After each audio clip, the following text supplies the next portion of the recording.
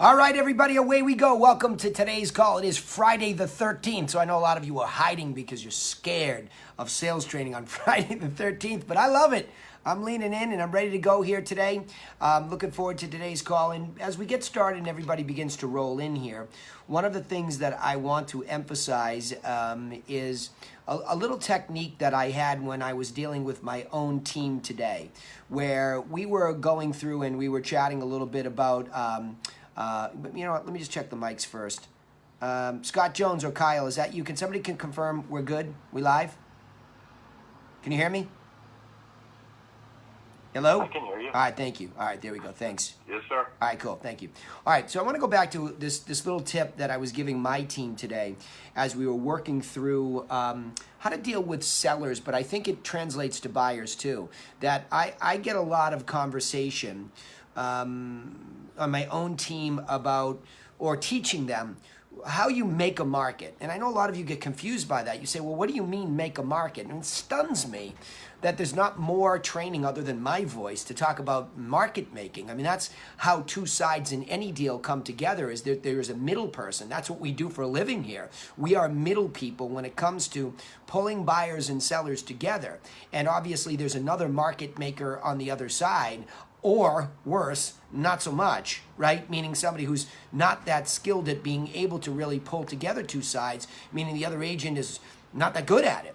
And so you have this extra burden to make the market for everybody involved and solve these problems. And I think it's really important to understand that that's really the premise for what we do. So the question begs, how do you do that? How do you do that well? So today we were talking about open houses. I believe that an open house is really the equivalent of being in the pit of, say, the stock market, where in an old school kind of way, people are really yelling and screaming at each other, trying to make that market for that product as they go along, right? So I think it's really critical to understand that that's your job. Your job is to pull information together. And after a while, after you've done it experientially, sure, there's an intuitive part of it. You just get what's happening. You get the direction of what you need to do. But in the beginning, what if you're a rookie? So I was talking to Dave Nadolski and Sue Dropo on my team today, and I said, Dave, you do a lot of open houses. One of the things that I have to teach you is something I had to learn myself, and that's just simply to become more aware of what's actually happening in that market-making opportunity. Meaning, you go to an open house and there's a lot of people coming through the door and you're helping them and you're answering questions and you're there, you're physically there. But really, truthfully, what are you learning? And why are you learning it? So a lot of people do open houses, agents do open houses, number one, with the primary hope that, hey, I'm going to sell this house more easily than going out and getting a buyer and trying to match them up. I'm here, I'm physically here, I'm going to match somebody up with this listing by them coming through the front door. And that still happens on a relatively regular basis.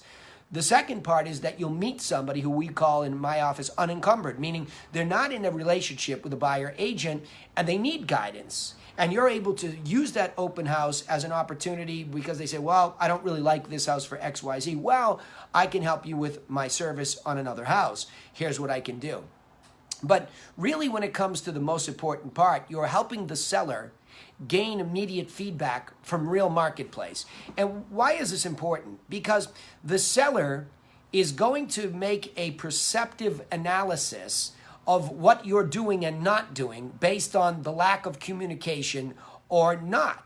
Meaning you'll give them communication. And that's why in the seller course especially, we get down through pricing it right, conditioning, staging, marketing, and then communication. Certainly there's communication throughout a process, but the communication with the marketplace as a market maker is what I'm talking about and isolating in that case. You're in the open house, people are coming in, and they're giving you real commentary in the heat of the moment. And these are people that, you know, even if some of them are tire kicking or whatever it might be, there are enough people who are really giving you feedback. They're looking at online, they're interested, maybe they're sellers, buyers themselves, but they're going to give you oftentimes very harsh critique. I think the price is too high. And instead of getting defensive, saying, gee, that's interesting, I'd love to tell my seller why you think that. Well, I was just down at another open house down the street, and that has more features than this one does for less money. Interesting. Now, your job is to immediately capture that information as a market maker and bring it back. You are the harvester of reality. And that's what communication and market making is. Now, a lot of you pull that punch. A lot of you don't, in other words, get that harsh reality, bring it to your seller and tell them, because you're afraid of what? You're afraid they'll fire you. You're afraid they won't like you. Whatever it is that you're afraid of. But yet, if you take the premise that sellers have hired us to lead them in this difficult deal, they're going to, again, wag the dog if you don't bring them that reality. In other words, when I say wag the dog, they're going to say, well, you're not doing this, or you didn't say that. No, I'm here. And these people came in and they said this. You and I, Mr. and Mrs. Seller, have to deal with this. There's no way of getting around this. This is our harsh reality of what the market is saying. This is the marketplace speaking. And the number one job of an agent is to be that go-between between consumer, buyer or seller, and the reality of the marketplace. And I want to get that on the table here today because it permeates your conversations on the phone, but particularly outside sales, where the outside sales, you are in the physical marketplace. If you've never really seen a trading pit, like the commodities trading pit in Chicago, or the trading the exchange floor on Wall Street, go look at a YouTube video of it so you understand where I'm coming from visually, that there's this real hand-to-hand combat type of arrangement where we are really in the thick of the pit. We're in the throes of what's happening here. And I think it's important for you to understand that because you have that obligation. And a lot of you are expiring listings still because you're afraid to be in that pit and harvest that information and lead people. Look, the premise is unless you've given somebody an easy way out of a real estate contract when you're listing their property, you're just going to hit them up, front and say, look, here's the deal. What's going to happen, and I'm going to give you a real live anecdote of something I'm doing now with a couple sellers. You want me to reduce my commission. You want me to cheat the price to the high side. And you have all these challenges in the marketplace. So you want to handicap what I can do and how I do what I do from the beginning. That's what you want to do. Okay, fine. If that's the way you have to have it, now I want something. I want your understanding that in 2-3 weeks' time, when the marketplace speaks to you, okay? When the marketplace speaks to you, see my 7-point plan here? It is not going to cause a problem because it works over and over and over. And my experience is those that listen to me early and often win with my strategy. If you want to cheat outside the bounds of this, great. I'm going to give you a 2 to 3 week test. But the last thing that you're going to do is in 2 to 3 weeks tell me that I'm doing something wrong. Because what you're ignoring is the reaction of the marketplace based on I put you into bare minimum. Forget about my push marketing. I put you into MLS and the whole marketplace that might be interested in your product, meaning all the buyers and sellers the buyers that are out there looking and their agents that are looking. They're waiting for something to come on in this neighborhood that is priced correctly for today's market and today's market trends for the benefits it offers. That's it. So I'm going to get that reaction. So if we hear crickets and we can hear tumbleweeds, we miss the price. Period. It's not a marketing problem. It's a making a market problem. In other words, I can't even get the market to come to me via the open house, via co-broke showings, via sign calls, whatever it is, because the minute they see it online and they vet price and benefits, features, they're going to say no and not show up. And I'm going to know that. So I want you all as salespeople to stop believing that it's okay to let the tail wag the dog and that you're always trying to please the consumer. That's just not good business. To be confident in your strategic approach, which I'm teaching you every week here, and I'm giving it away to any agent that wants to listen, there is a methodology that is universally available to all of us to follow a formulaic approach for sellers and buyers that allows us to have leadership demonstration. And the reason why so many of you are not selling enough property is you're simply not going into the marketplace, taking your strategy with you, and saying, I will lead you, okay? So that's a very important premise to put down here and to begin to gain confidence. And I know a lot of you might be rookies or team members or you're new to this and you're saying, oh my gosh, Danny, you're saying that with all that enthusiasm and strength because you're a veteran. I will say this before I open up the mics here. I will say this. You're right. That's a fact. The fact is that a veteran has made more distinctions because they've been in the pit many, many, many, many, many more times than a rookie. There's no doubt. So what does a rookie do to compete? They deliver, and they do a lot of listening first. Okay? See, a veteran can almost intuit what question is coming next, where the leadership should be. But I had a really nice compliment from one of my clients that said to me, the reason I recommended you and what I told this guy was, you told me these certain things would happen and it played out like a playbook. So I believe that you are extremely honest in your delivery. So rookies, take the same strategies that I use, which are the 7 points for sellers, 6 points for buyers, and explain them.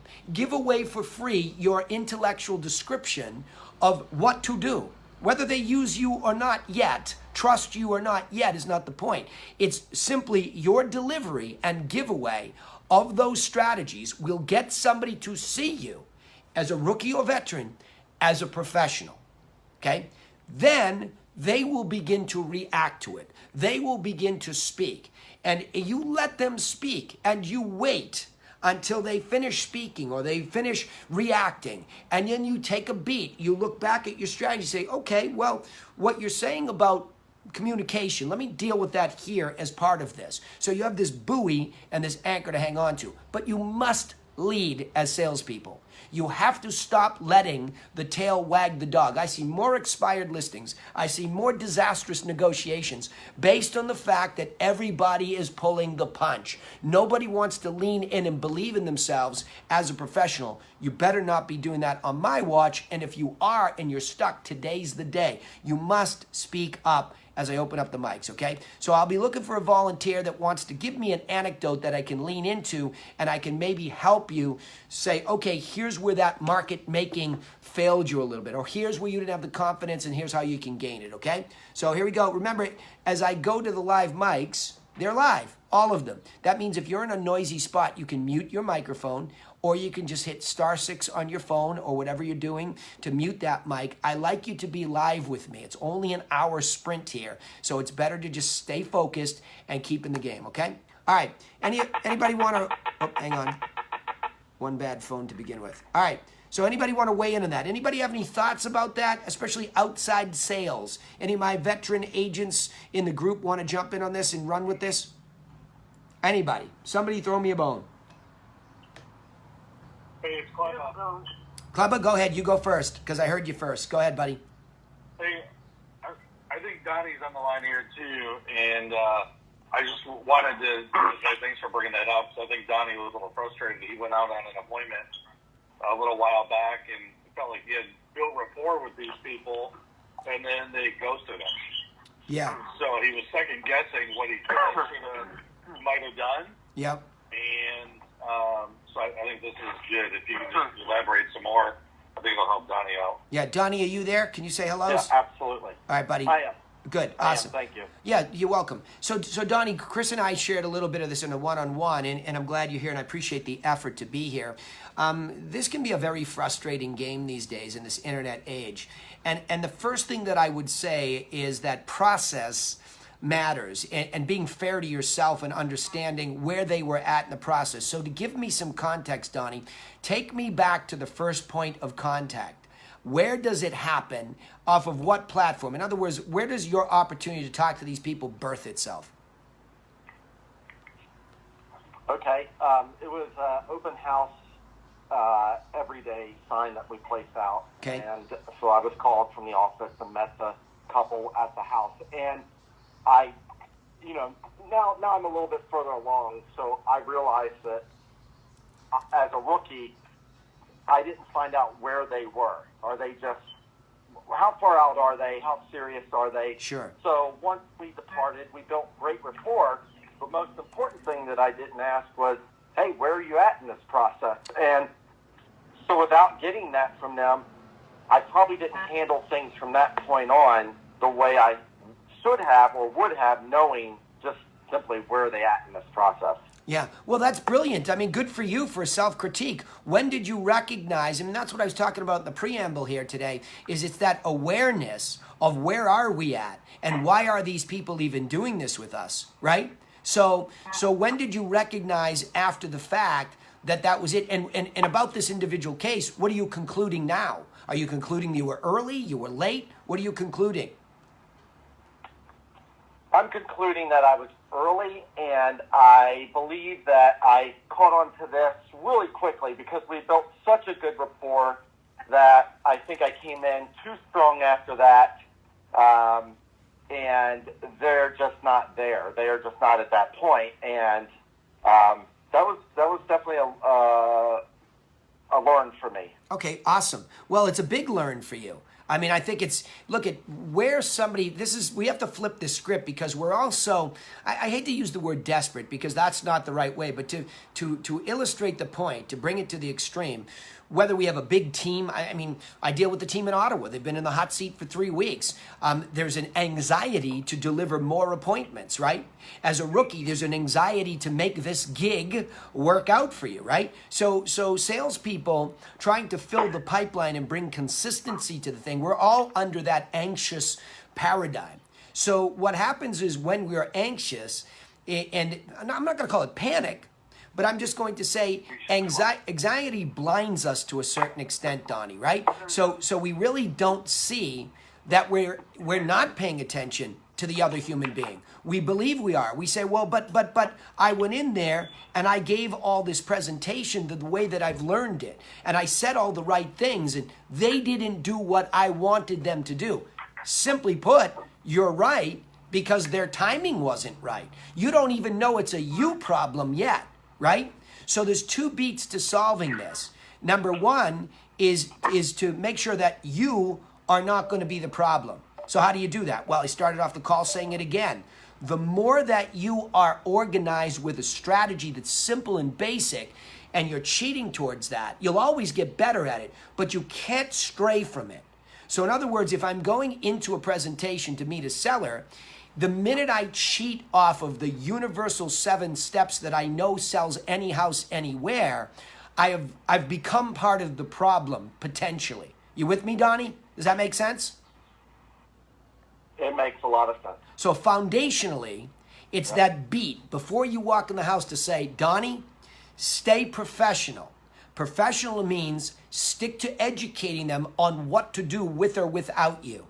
This has been a big topic of conversation at the mastermind level this week, where our giveaway to the world transparently is, look, we believe that there's a universal process on what to do if you're selling, on what to do if you're buying.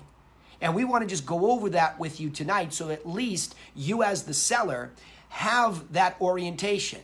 I'll also just give you a quick overview of what the buyers are thinking when they come in, when you see their process too. So I just want to show you that. But before we get into that, could you take me for the nickel tour of the property? So as you're going through the nickel tour of the property, you're doing a couple things. One is the obvious. You're looking at the condition of the property so that you can gauge are they above or below when you do your mathematical analysis. But more importantly, you're engaging in dialogue to get that feeling for timing and motivation. How motivated are they really? I mean, are they talking about what they're doing to prepare? Or are they sitting there with stuff piled up in the corner and it looks like there's no intent to move quickly? That gives you an indication on the type of advice and insight on top of your informational piece that you'll layer in. So now by the time you're sitting down, you have a feeling for this. Like there's an intuition that's speaking to you, Donnie, that says, look, timing doesn't look like right now. And you can actually ask that up front. Say, before I get into the strategy and the approach here, I'm just curious, how come we're making this move? Looks like a pretty nice house, right? And not being afraid to ask that. That make sense so far? It does. Okay, now go back and benchmark what you did against that. By the way, for the last 3 or 4 weeks, even before we went in the house, with the team in Ottawa, we pounded away at their seller qualifying questionnaire. So it's not even like on the outside sale, we have to wait anymore, or ever did we, to ask these questions about timing, motivation, and digging into some of the details. We didn't have to do that, right? What we needed to do more so was ask that right up front and say, hey, before I come over, just a couple of questions. The basics about the house, but more importantly, getting into why you doing this, right? I mean, I'm looking forward to coming over, but I don't know how to prepare properly unless I know your timing. Is this something you need to do quickly? Is this something you're going to do over the next 6 months? Because, Donnie, think about it. Somebody who's properly prepared is most likely talking to you early. Somebody who's not might be under pressure to sell quickly or is completely unorganized, right? So it's good to know that so that you can adjust, is the key word here. Adjust the speed with which you lead them, which is where I started. So, Chris, I don't know if you wanted to weigh in on his anecdote that he shared with you, because obviously he's learning quickly here. So what's next? Yeah, so, I mean, I like all the points that you brought up. I think it was just a part of the learning process that every agent goes through at one point, or, well, in the beginning. Yeah, well, but all along, too, because the veteran can stray away from it. You can stray away from strategy. I know you, right? You guys are in North Carolina, where the market is still very hot, and it's very easy to walk into some of these places where there's relationship, they like you, and they just give it to you. You don't have to be the best that you could be. So you have to be careful, even as veterans, that we go in and we reset ourselves every time that says, look, regardless of how easy this one might be, in fact, I can make that case for referred business. I see the big mistake that when somebody gets referred, that they get lax in following this process. They lighten up. And where does that come to bite you? 2 to 3 weeks down the road where you were lax on pricing. You didn't dig in to tell them they were cheating outside the range. You didn't dig in to tell them that if you could hear tumbleweeds, you'd be calling them because it was most likely priced. That's all process that gets repeated every time. If you get lax on that as a veteran, or anytime anything's referred or it's family, you'll get clobbered 2 weeks in, whatever it is. That make sense, Chris? Yep. So, Donnie, make sense so far? It does make sense. Okay, now, your Q&A, I want you to dig in a little bit deeper. You tell me even deeper than just, hey, I didn't ask these things. If you could have it back again, where do you feel like your process is broken a little bit? Or you have holes and you need to learn? The number one thing that I think that I could have started out with is exactly what you said. Hey, why are you looking to make this move? You know, it helps me and it helps them right off the bat to find out where are we at. You know, it's just that one thing right there would have changed probably the whole situation, because I would have known with that one question exactly how to handle, you know, walking them through the house and keeping up with them.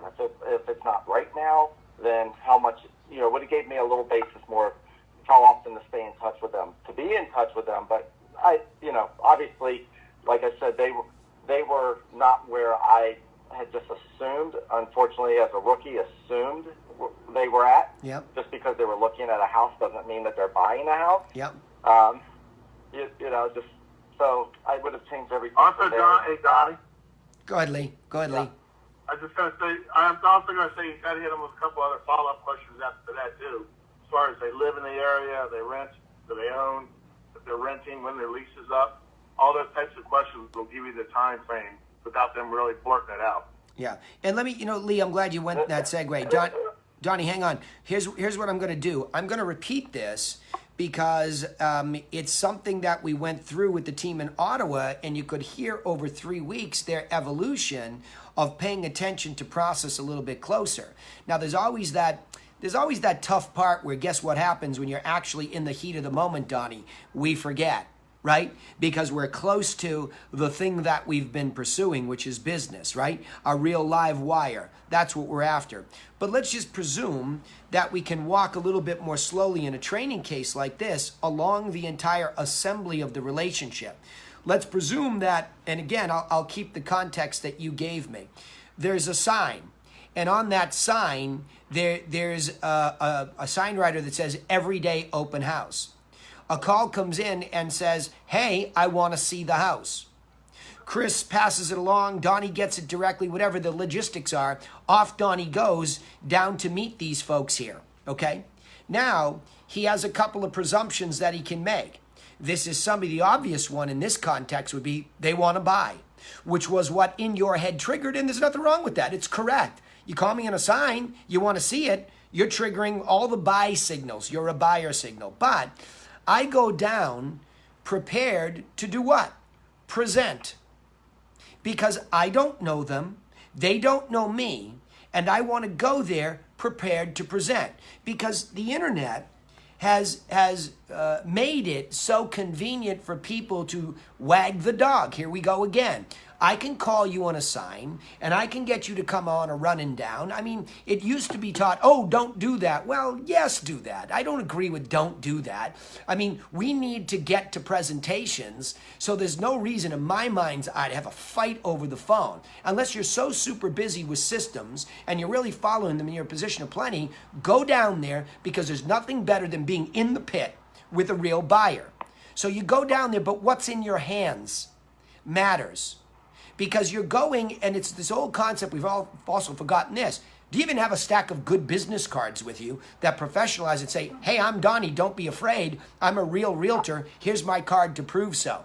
Oh, by the way, I brought a full listing sheet on this property. I brought a whole bunch of pictures of area properties that are also available in case you don't like this one. And I brought my free buyer and seller guides because I don't know if you have a house to sell, but clearly you might think about buying. So it's an opportunity to be in the pit, to present yourself, to position yourself. And the mastermind members know that I hammered on this yesterday. It's an opportunity to position yourself to win relationship, which ultimately leads to a sale, right? So it's more about the starting point being correct instead of being so, I guess the thing I would agree with is haphazard. I don't just get a call, run down the street, and not be prepared to present. But you're darn right, if somebody calls me on one of my listings and I've got a chance to double end it, I've got a chance to pre-qualify, I can affect the sale for my seller. As long as it's not conflicting with another appointment, I'd go myself right now. Somebody tells me they want to meet me at a property after the sales training call, you better believe it. Absolutely. That's what I do. I'm a market maker. The rest of my business is completely organized, so it's not like I'm not doing business. I'm actually affecting that one moment in time where I can affect outcomes. So to Lee's point, let's presume that on the phone, it was slower. Yeah, I just was curious as to how much this house is selling for. I don't really want to get in, but I live in the neighborhood and I'm thinking about selling. Well, geez, I'd be happy to give you a free evaluation that's beyond what you can get on an online algorithm. Sure, that'd be great. Well, great. Let me just ask you a couple questions. Now, what they want to talk about in the beginning is their property. That's the thing. See, I think we're all forgetting that buyers, consumers, and seller consumers want to talk about properties first. That's what they want. So instead of always trying to lean in on what we want and where we want to go with them, including timing, it wouldn't be appropriate to just immediately start talking about timing. It's more appropriate to talk about product. So let's go back to your case, Donnie. You pick up the phone and you say, oh, you're down at 123 Main Street. That's a really nice house. And if you get caught off guard and you don't know much about it, yeah, let me just pull it up. It's one of my teammates' listings. Let me get the particulars here and the price, right? So, by the way, while I'm pulling that up, to Lee's point, is this the only house you were interested in this area? Have you been looking? You know, you can start to get into dialogue. But let's just say it's more formal and they want a CMA. I'm going to just stay on the sell side for this chance. So great. You have a property to sell. What's your address? What do you have? A Cape? You have a ranch? You have a Gambrel, Colonial? What do you have? Townhouse? What kind of square footage? Oh, I don't know exactly. Oh, guesstimate. 2,000, 3,000? Yeah, I think it's close to 3,000. Great. How many beds, baths? Anything that we don't know about that would add value? Like an unfinished basement, finished basement, something like that? Now, I've got enough of talking about what they want. It's the key beats to what would help me begin to analyze this property. I have the basics. And what we, I guess, counseled against over the last 3-4 weeks with the team in Ottawa was too much like, oh, does it have new shingles? Does that, you know what? That's for outside sales. When I get there, I will determine that. I don't need that right now. What I need is relationship. So the first beat is, great, what do you got? What are you interested in? Boom, that's the first beat. Second beat is, Hey, by the way, how'd you find us? Oh, you called on the sign? Great. Okay. Now, why are you making a move? Why are you thinking about selling your house? Are you staying local? Is that why you were looking at this house? You're trying to make a lateral move or moving out of town? So the reason I'm giving it to you like this, Donnie, it's conversational, but it's also systematic. You with me?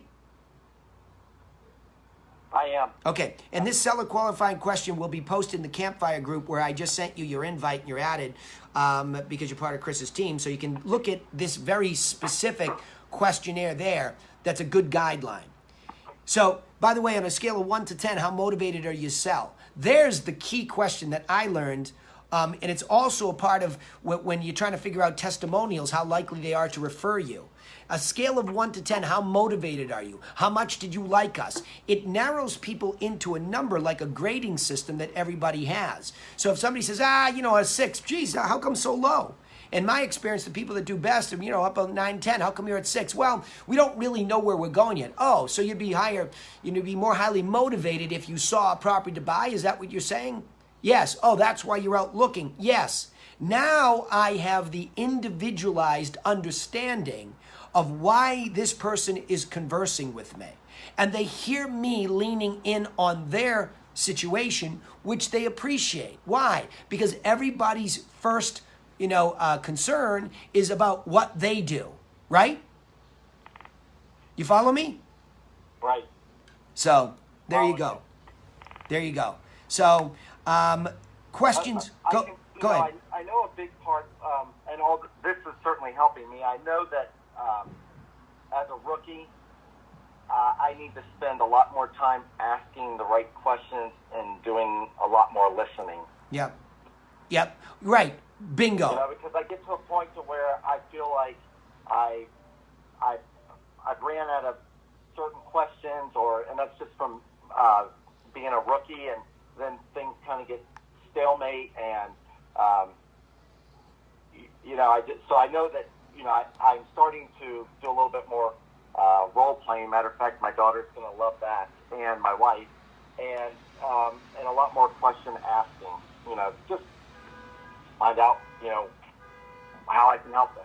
Yeah. Well, and it's to be patient too, right? It's to be patient, which is not easy to do when you're trying to start a career in real estate because it doesn't come quickly no matter how hard we try. Now, look, I would say that your success can be accelerated by being in the pit as often as possible, right? And the pit is more hours of open houses, more hours of talking to expireds, for sale by owners, probates, anybody where you can already determine that there's motivation, and cheating more hours to that will indeed accelerate it. That make sense to you? It does, and I'm glad that you asked about expireds because I've been calling on expireds. Yep. And and I was talking to Chris, and he was speaking to me about, and I know this is kind of off track, but there's a lot who are on the do not call list. A helpful guide for the ones who are, where we're not soliciting their business, we're just trying to provide help. You are 100% worried about something that I don't think you have to be solicitous. And I'll tell you what. To me, any expired is an issue. They've had an issue. And maybe it's because they took it off personally. But I think if you're reaching out to people in a non-solicitous way to say, hey, look, the bottom line is that I'm just trying to simply help you, whether you still have an agent, whether you took it off intentionally, whatever the case is, I'm going to get you the basic information. You follow me? So here, I'm just... exactly what we talked about last night, Danny. Go, say it. Talk to it then. Yeah. It's just, I mean, it was that simple and that short. Donnie was freaked out about calling the do not call list. I said, look, man, the way around that is you're just calling to be a resource. You're calling to be this consumer's helper and provide them information that will help them get back on track, whether they use you or somebody else. It was that simple.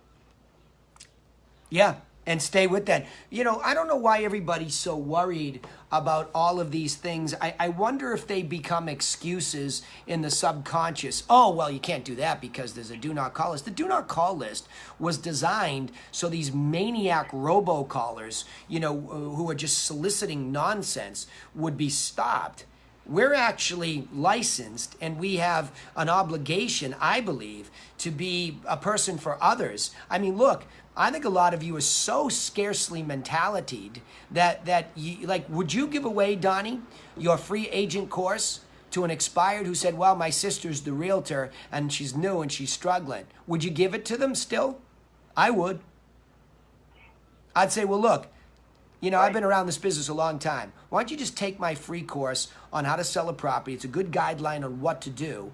And then what we'll do is we'll put that, you know, to her. And if she has any questions, she can even call me. And if it doesn't work out with her still, I'll be happy to pay her a referral fee. See, again, nobody's trying to hurt anybody. But when you do have this desperate scarcity mentality, which exists in a lot of industries, including real estate, and you are being solicitous and you are lying, and that does happen with a lot of expireds. I'm very fully aware that there are a lot of people that call up and expired and they throw the other agent under the bus. That's what they do. Well, they didn't do this and they don't do that. Yeah, sure. Comparatively speaking, we all have to make a comparative difference and say, well, look, when I looked at the pictures, they don't seem to be professionally taken. We do take professional pictures. I do understand that there's no way around that sort of a comparison that you'd have to make. But it's the tonality with which you do it. It's the belief system with which you do. If you give away, say, look, I have a strategy that I follow. I don't know if you were following one before or not, okay? Let's just presume you weren't. This is what to do with or without me. There's no solicitation. I'm just calling you to say, I sent it to you. I dropped it in your mailbox. That's all I'm calling to say. And what I'm asking in return is if there is an opportunity to show you how I would take you through the what to do, I'd love at that. So it's very difficult to get upset with that positioning, isn't it, Donnie? Right? Right. I'm not asking you for anything. Yeah, it's unless I think the biggest go ahead. The biggest worry for me is just because in school they just, you know, I'm a rookie. They feed it into you on the do not call and cam spam, and so you know it's good to hear it from another angle as being a source of help, and if something, you know, and so hearing it from a different angle that you can apply it towards. That was my biggest worry is, you know. Well, let me give you an alternative. If you're completely worried about it, there's no do not door knock rule, is there? Right. Walk it up to the front door and say, I happen to cover this neighborhood. I saw that you expired. This will help you with what to do, unless, of course, you took it off intentionally. Walk it to the door. You know, we have to, especially when we're rookies, we have to be hungrier than ever before. And that means you have to be resourceful. And again, I think intent matters. I don't know anybody that's in jail with good intent to help human beings because they called them. I don't know anybody that went to jail or lost their license. Right? Right. Let it sink in. I mean, I get it. It's a law. Yeah, It's a. I'm glad we talked about this and everything we chatted about. Yeah. Being new, you know, you step out of school and like I told Chris, I said you learned, you know, all of that, and then you go into it's another whole learning mode. And, you know, even overcoming objections and basically everything. Yeah.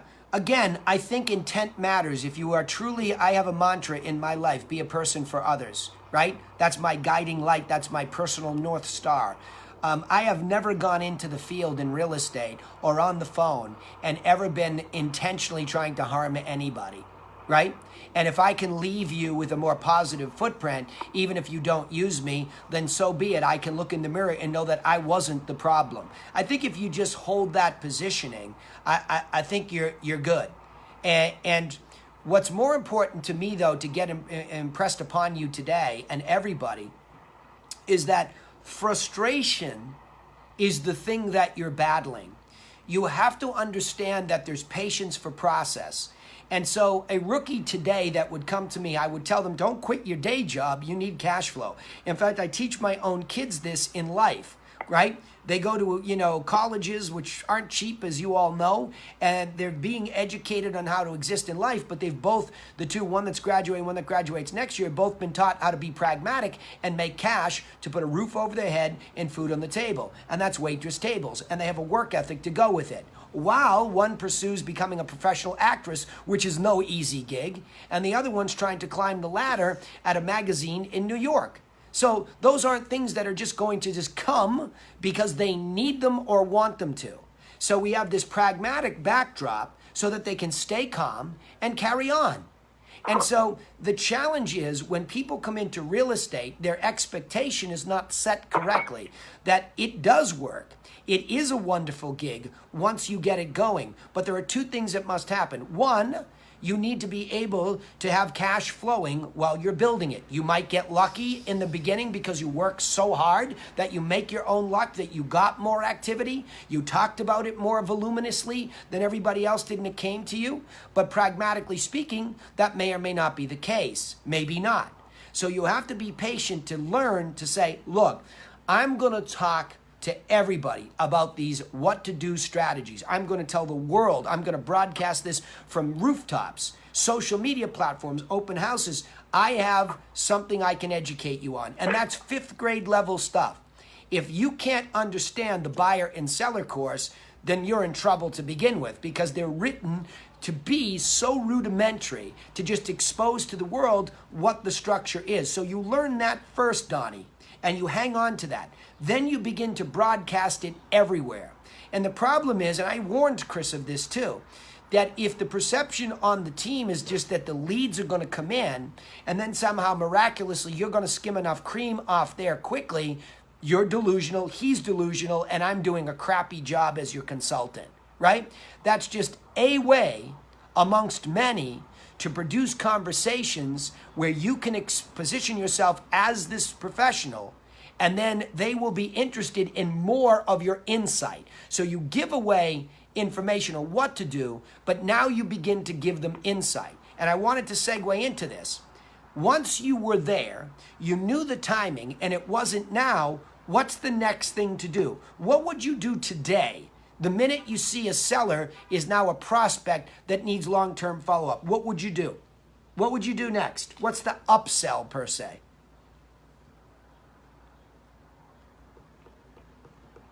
Take a shot at it, Donnie. What's the upsell? What do you do now?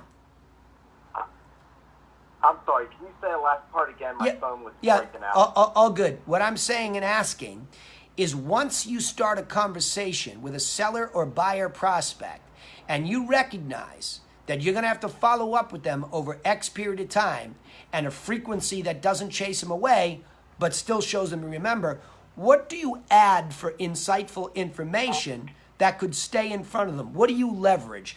Don't anybody else answer this. I want him to struggle with it for a minute and think about it. What's the answer? That's a good question because that is something that I struggle with because this is new to me. If I'm a seller, I'll give you a hint. I'll give you a hint. If I'm a seller, you're bringing in the house what with you? It's a snapshot of what to try to do what with. You brought me something. What is it called? I'm going to say buyers. Nope. Possibility of buyers. I want you to list my house. Come on over and help me price it. What did you bring with you? Oh, CMA. Yep. That's all. See, this is obvious. I'm walking you to, you have to master the obvious, okay. All of you. So you walk in with a CMA, which is a static look at the market. As you sat at your desk at MLS, you were able to grab some comparables, refine them to the best of your ability, do whatever you're going to do with them to begin to evaluate this property. It's a static look at what's happening at that particular moment in time. You give it to them. Don't ever commit to a number because you're not good enough, and neither am I, to pick a number out of a hat. Say, look, I think a reasonable trading range in the marketplace as a market maker is this. I think that's reasonable. Okay? But you're not looking to do this today. So what I will do between now and the 6 months that you have to get prepared to do this, I will do what? Think. You pay for it every month. Use it.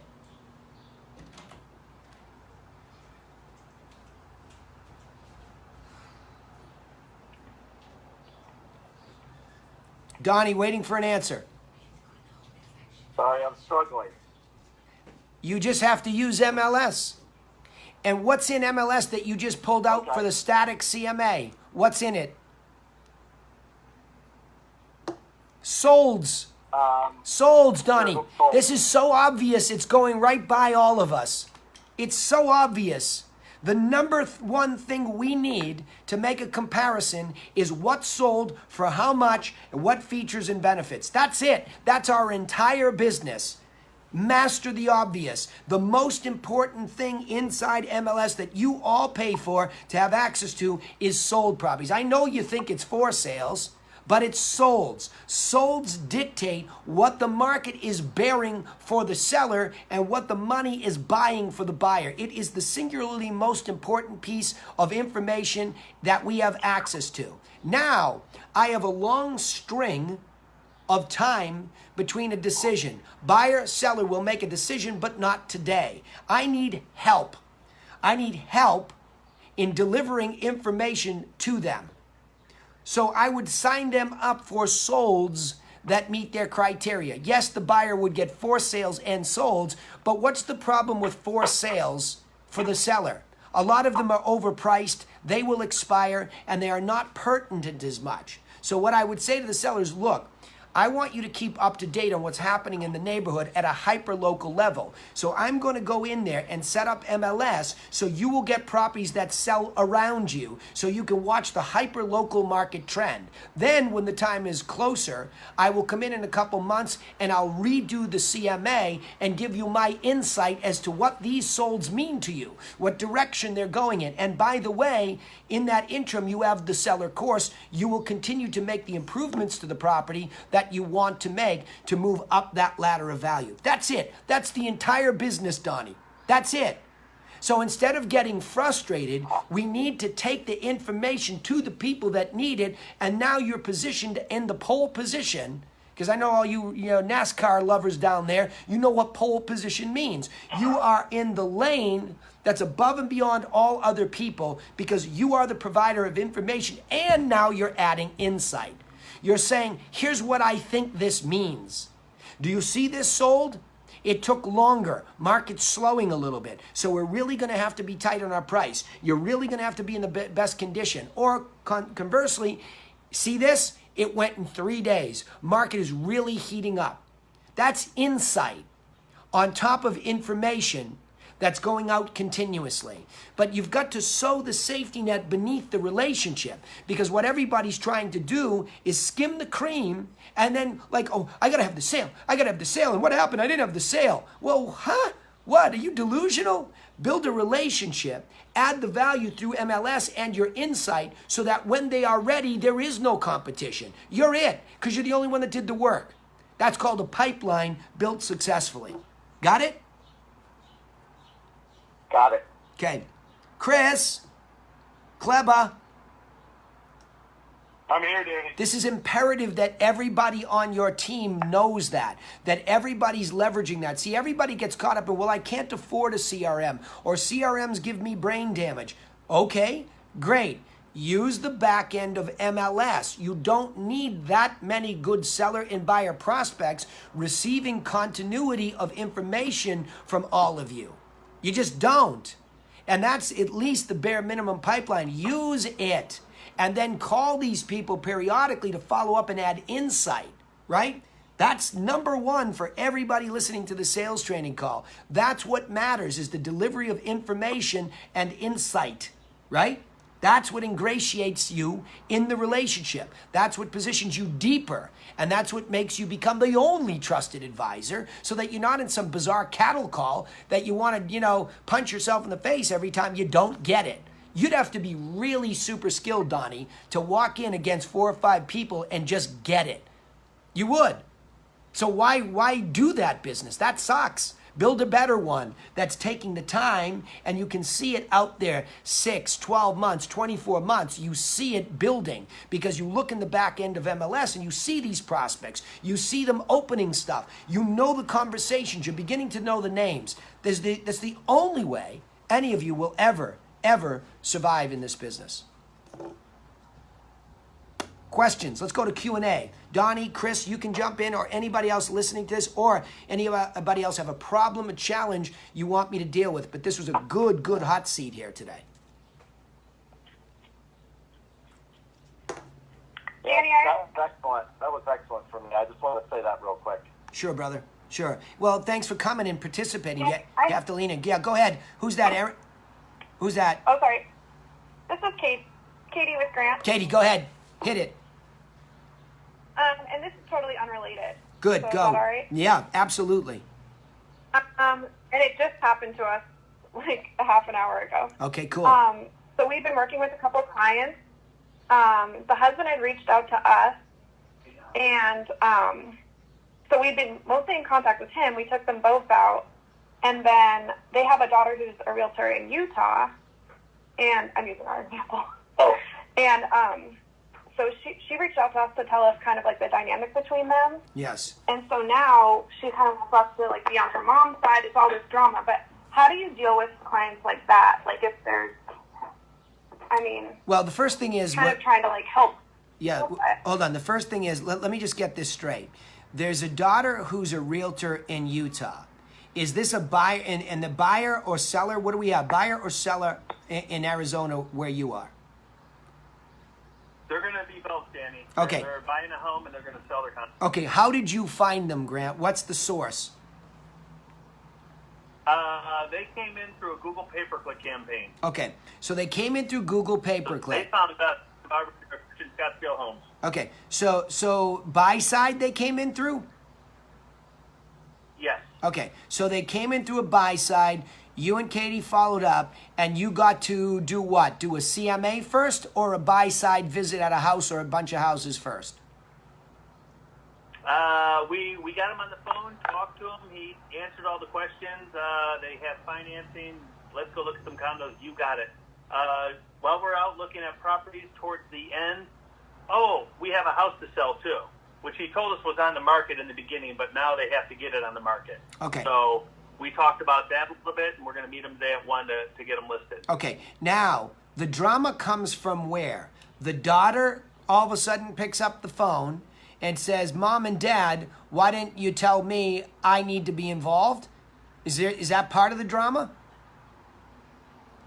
Well, no, the drama, and I just came in on that. So the drama is Mom and Dad is actually common law marriage. They're not married. The Yep. daughter doesn't like the boyfriend. Yep. He's a bad guy. I'm trying to get Mom to move back to Utah. Yep. All this kind of stuff. So look out for my mom. This guy's going to maybe try and take the home. Who knows how long they have to live. They're 70. I mean, where was your point going with this, Katie? Yeah, I guess my point was just how does everyone else deal with clients? Like if you obviously want to make both of them happy, like how do you? Yeah, I don't know. well, you I guess. take the information that she gives you, okay, and you try to read the situation in spite of it. So without being biased completely by it, okay? So we don't know that the daughter doesn't have sour grapes for some odd reason. So we try to figure that out.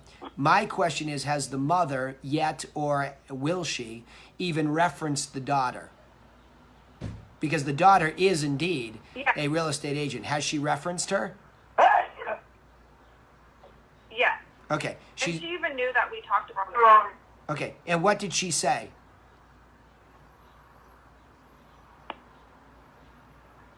I mean, she kind of said, sorry if anything, if that made you uncomfortable, but But what? Keep going. She doesn't want to be Utah. She wants to stay here. She wants to stay with her boyfriend. Okay, good. She wants to split the cost with him. Yeah, good. Okay, great. So that's what she wants. I didn't know Katie asked the question. I think we just play it down the center. We process the information and play. I mean, work. Just go right down the center with them, both sides fairly. Yeah. This is what we got. Mom on the phone. We talked to the daughter, and she's kind of a little bit on the husband's side or her boyfriend's side. side will call us. So I'm going to pretend like that phone call happened, but we're still giving them the service to help them buy and sell. Well, look at boys and girls. yeah, Make their decisions. yeah. Ultimately, unless she's a decision maker, Katie, she's not involved. I mean, if you think she has weight on this decision, then she has to be dealt with. You heard what she has to say, but the two decision makers that own the house, who owns the house that has to get sold? Who owns it? The mom does. Okay, mom owns it outright, right? Correct. Okay, why are they selling it? They were there 12 years. The husband wanted to be in Scottsdale. So he said, hey, and so she agreed with him 12 years ago, when I retire, we'll move to Scottsdale. Okay, Here we are at year 12. okay, She's got to honor that, and she's willing to. And they have a set of 15 stairs, 14 stairs in the home. They want a single level. all right, good. All right, so we got We're gonna help to. find. Yeah, well, hold on. We have enough real reasons here that this is a legitimate move. This is not some whimsical thing that some guy came off the street and hoodwinked some retiree lady, out of her money at this moment in time. He's been there with her for 12 years, yeah? Yeah, that's Yeah. true. Okay. Yep. So, All right, I think Grant answered the question, so you can move on. yeah. No, I like it. No, I don't want to move on. Because Grant and I are pros, right? And you're learning, and I want you to be a proxy for him. So you asked the question for a reason. I don't want to dismiss you. I think it's an excellent question, Katie. So it's not like you're not wasting anybody's time. In fact, there's a whole bunch of people on this call listening to exactly what the answer is, because they're not veterans like Grant and I.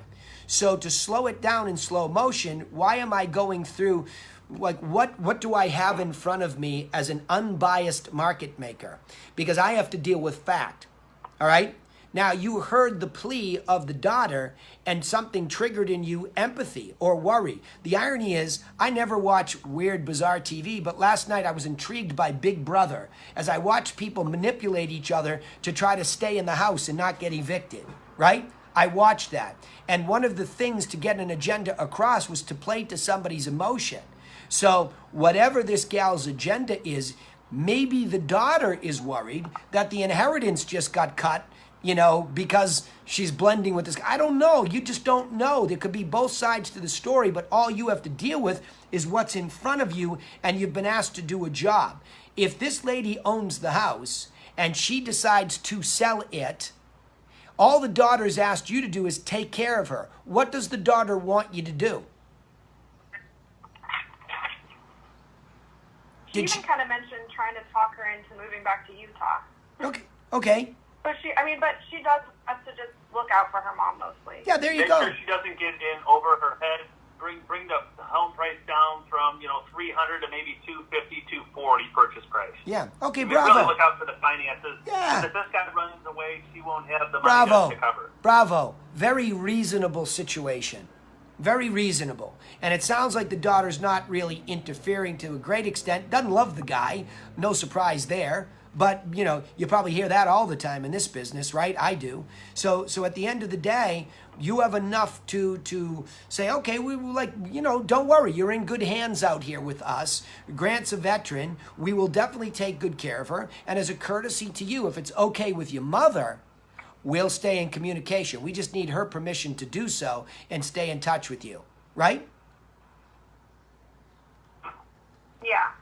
But it's a good question. Don't pull that punch, because I wouldn't want you to not ask it again in the future, because it's not so obvious to you. What do I do because it is drama?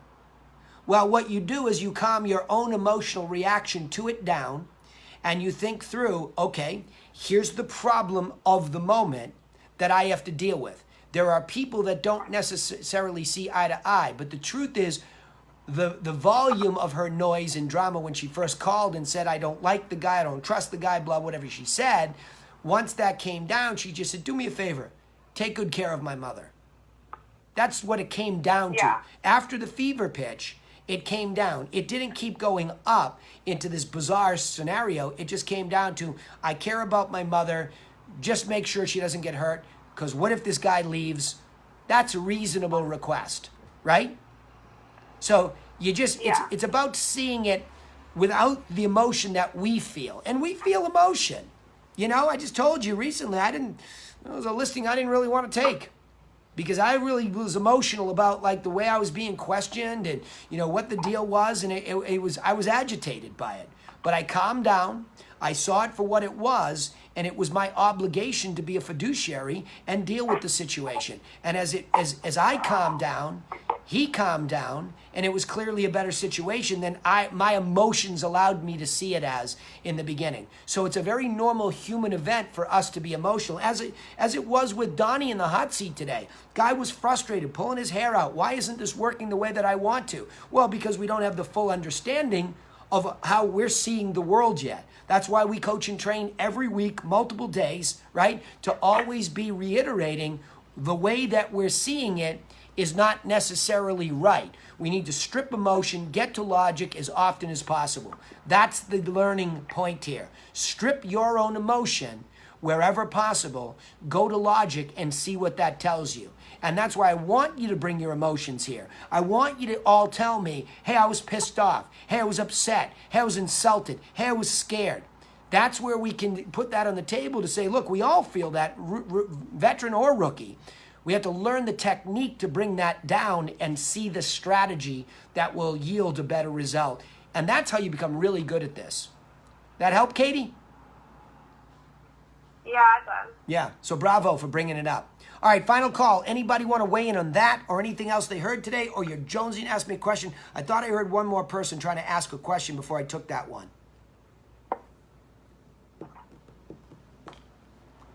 All right, hearing none, I'm going to go. Leslie. Oh, go ahead. Who's that? This is Leslie. Go ahead, Leslie. This is Leslie. I got you. Hi. This image of, wearing overalls and calling it work is Yes. coming into my mind. Yes. I have a property that is, so it's over, everyone who has come, I've done so many open houses, many people have come through, over 50 people. Everyone says the same thing, that it just requires a lot of work. Yes. And so it's on a steep hill in Birmingham, which is unusual because it's very flat here. But so the seller doesn't want to come down anymore, and he's still overpriced. And so I'm doing another open house, but I'm sending an email out to all the builders in the area. But the builder bought the property next door and offered my seller. he's at $459. We came down from $585. Last February it was $585. So we're down to $459, and then next door neighbor, the builder who bought the lot next door, offered $330 because he has to tear the house down, so it's more money for him. So I'm sending, builders want things for less money. Yeah, but I don't think the builder, you have to counsel this guy that the builder is not his optimal buyer. Say, look, you already see what it's like. So a builder sees land value in this, right? But if we can tweak this down a little bit more, Right. You're going to make another X number of tens of thousands of dollars selling it retail to somebody who will come in and fix it up. So again, it's not letting the tail wag the dog and reconnecting this person to why are they selling in the first place and going over the math, right? I mean, there's just no way around that process. You have to go face to face with them. I would do it after this next open house and say, look, let's just go over this again. Number one, the same thing with Donnie. Why are you doing this to begin with? And on a scale of 1 to 10, how motivated are you to do it? You have to go through those same questions all over again. And you also have to do a net sheet that demonstrates to them, what they'll net. Because a lot of people don't ever see that number in writing, okay? So I'm going to put that up in the Campfire group.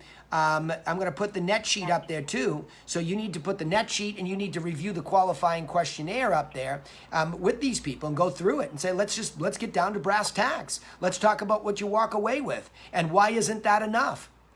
Because the market's not bearing. Well, so he has.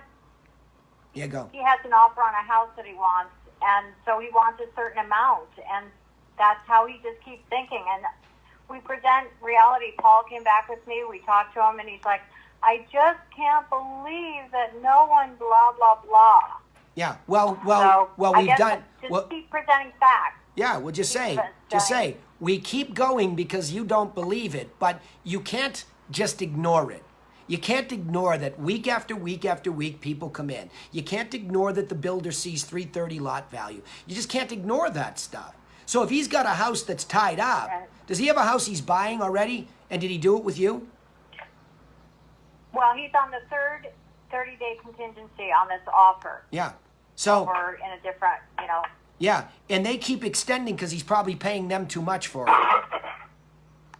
exactly. Okay? So I would say And to he him, can't afford it. because- that's what I would say to him. I would say, look, you can't afford to buy that house then, is what you're telling me, unless you get this. So maybe you're paying too much for that house. Maybe you should just let it go, get what you can get, and then remake an offer on that one. I mean, how far off do you think this guy, how much less money is this guy going to make? Reduce his offer on the front one by that much money. Say, I'm not going to keep extending this. I can't get mine done. I can't make the math Right. work. I can make the math work at a lower number for your purchase. See what they say. There's no way they're extending Okay. 30 days, Yeah. 30 days, 30 days with this guy unless he's overpaying. Did you negotiate that front end deal? Yeah. No, we're so bummed because if that was the case, we would be like managing this whole thing. Well, there you But go. But there we'd you already- go. There you go. Somebody else gave him bad advice and they negotiated a crappy deal that has you stuck on the back end. Yep. There you go. So go right after it. Well, so is there any way to? I mean, this other realtor, it's like 2 hours from here. This other realtor showed him the property. Is there any way to? So we just advised him to, He has to go back. ask the realtor to do things. He's got to go back and renegotiate the deal. Say, look, we think this can sell at X, and here's what you'll net. And we think you should go back and try to, renegotiate that deal, because that's what's got you, Yeah. held up. You're 2 hours away Yeah. trying to Yeah. go to this house. We want you to get that house, but that whole thing has us screwed up. Because you've got to reduce this to get this sold. So, do you think you're paying, just plant the seed. Do you think you're paying too much up there? Why do they keep extending? If that house is worth it, why aren't they going over with a backup offer with somebody else? Yeah. You follow? So you've got to just, you. yeah, Thank and it's you. not, by the way, it's not like you're trying to hurt that other side of the deal, but you are trying to be realistic. You can't get it done like this, right? Yeah. Yeah. It's got him in a mental bind, and we're trying to, but that is, and if they keep extending the contingency, obviously it's too much. Exactly. There's no other offers, Exactly. so. If they don't have backup offers up there or somebody chomping at the bit to get it, he's overpaying, right? And that's got him screwed up on reality in the front end with real professionals between Paul and you. My goodness gracious, he's got the best he could get in Birmingham. So you got to lay it on him and say, look, Right. you've got the traffic and you're not listening. We wished we had been involved up there because it doesn't sound like it's a hot deal up there, because nobody's banging the door down to pay Right. what you paid and kick you out of the deal. Right. So go have that So conversation. if he's in another 30-day contingency, is there any way out of that at this point? Ask him. Ask him. Yeah. I don't know. I don't know what that That's what contingency. realtor's supposed to be I doing. don't. You got it. Have you spoken to the other realtor? I haven't. Okay, why not? I don't know, because I don't know what I'm supposed to say. And You etiquette, do. I get messed You up do. sometimes You do. with etiquette, like. Oh no! Here we go with all these excuses like Donnie had today too. No. The etiquette. What etiquette? You're a deal maker, and she's got you, he's got you, whoever that person is, screwed up on this end. Say, look, I know you want to close that deal up there, but we got a problem. His house is not worth this, and is he hanging on to it because of what he's paying up there? Is there any flexibility up there? You're afraid to have that conversation? I don't know. You better know. You better know, because it's your destiny. Yeah, I can't I know. solve it without helping you solve that one up there. And the person that can help you solve that one up there is the other agent. Yeah. Good point. Bravo, right? All right. That's why we show I'm up. gonna do that. That's why Thank we you, show up yeah. every week. Yep. All right, everybody. Look, good work here today. That will conclude our call. Appreciate everybody being here today. And go out and practice this stuff, because it actually works. I know that because I am a market maker for a living. And you'll find your own little tweaks that you have to make in the field when you're there, and you'll bring them here to me. But remember, emotions cloud judgment, right? See what just happened here today? Several people at the beginning and the end of the call are just emotionally involved, and they're not thinking resourcefully. What could I do? And all this crap about etiquette. You're not breaking laws here. If you're breaking the law, don't do it. Don't do it. But you're making more excuses to not be resourceful. Why? Your emotions are too high. You're not seeing logic. Be logical, cheat the logic, and I will guide you so you don't get hurt out there. All right? Go get them. Good work, everybody. Take care. Thanks for being here.